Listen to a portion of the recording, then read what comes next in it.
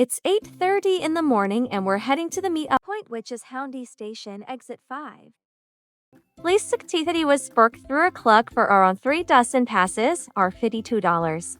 Our tour bus is here already waiting for us. Yeah, this is your English speaking tour guide Charles here. So we are going to have a pretty fun and amazing Korean dish buffet and have lunch from there.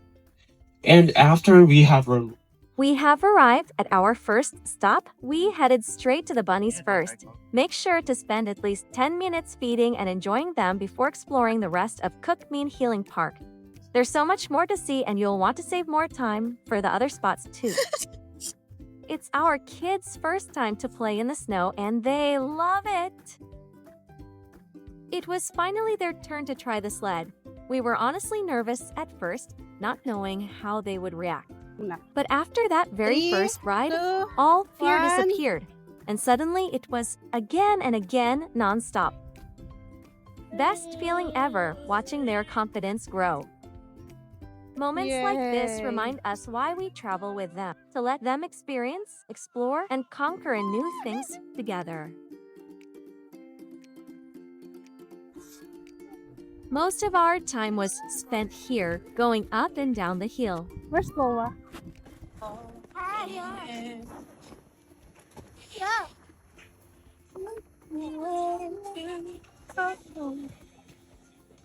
We saved the best for last, the frozen lake. We paid 30,000 won for the family canoe on the frozen lake. It felt like we were inside a real frozen scene. Plus, we got food to feed the dogs. And they even placed an Olaf figure, so the kids really felt like the lake was straight out of the movie. Pure magic. They were also able to get up close with the dog and the geese. After our first stop, we had a buffet lunch. We're 3 adults and 2 kids, and our total bill was 49,500 Korean won. The food was good enough to keep us full, and there were lots of choices to pick from.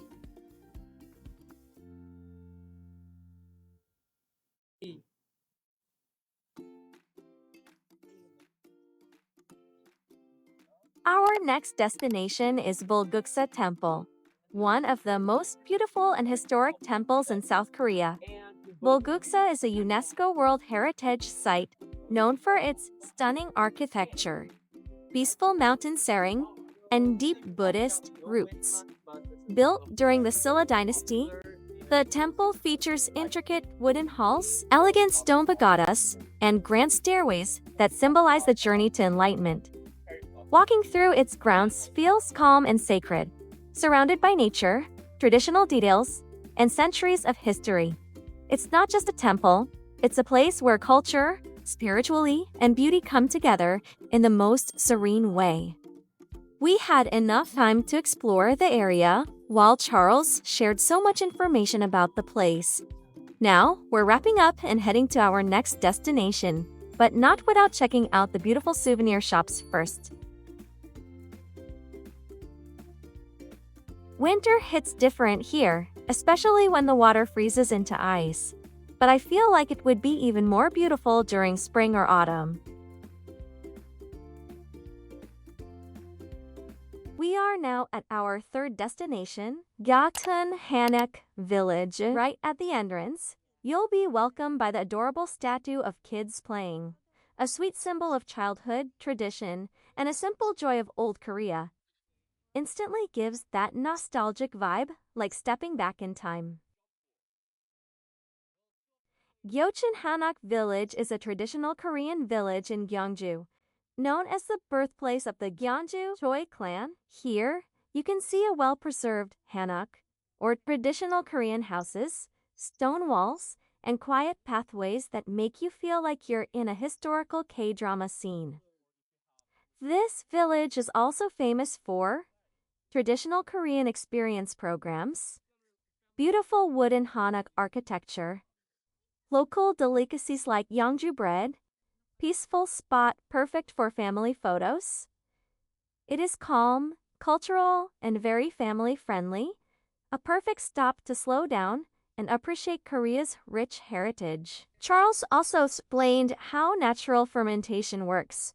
Salt, thyme, and good bacteria creating that perfect sour flavor.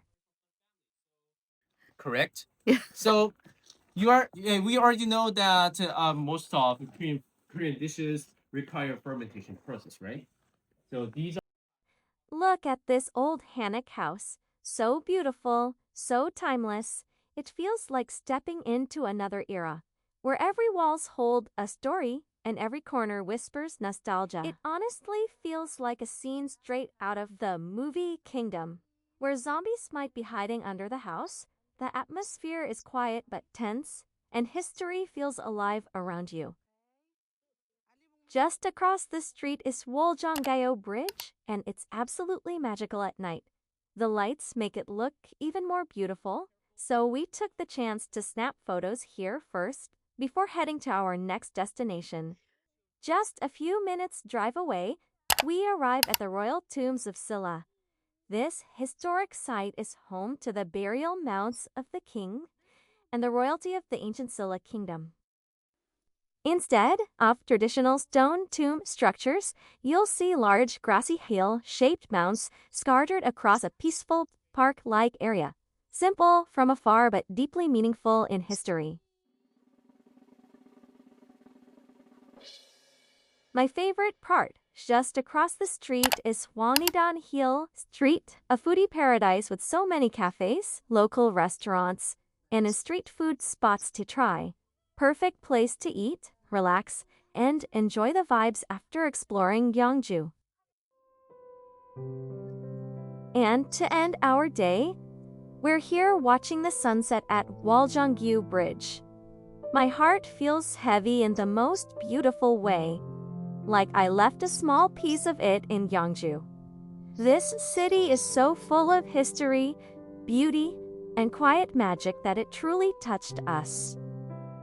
This tour is not just about places, it's a core memory for us and my kids. One day, I hope we can come back and stay longer, slow down, and relive these precious moments again. There's something about watching the sunset together that feels peaceful and emotional at the same time.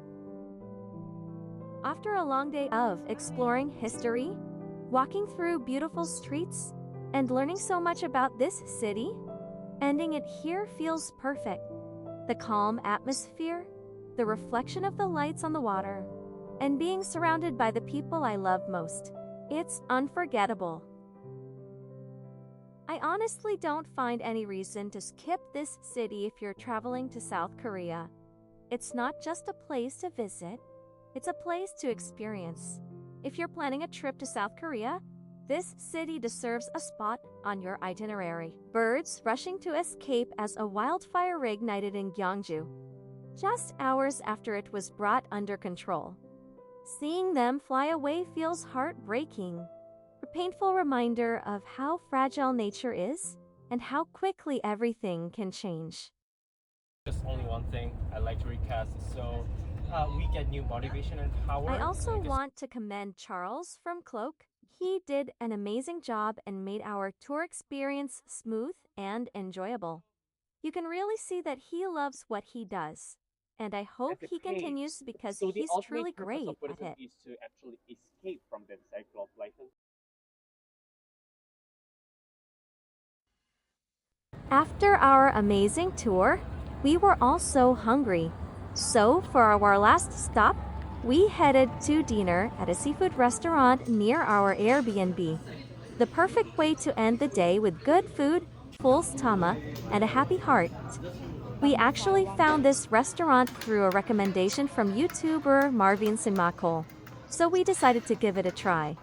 At first, the prices looked expensive, but when the food was served, we realized it was actually worth it, even cheaper compared to other restaurants with the same quality.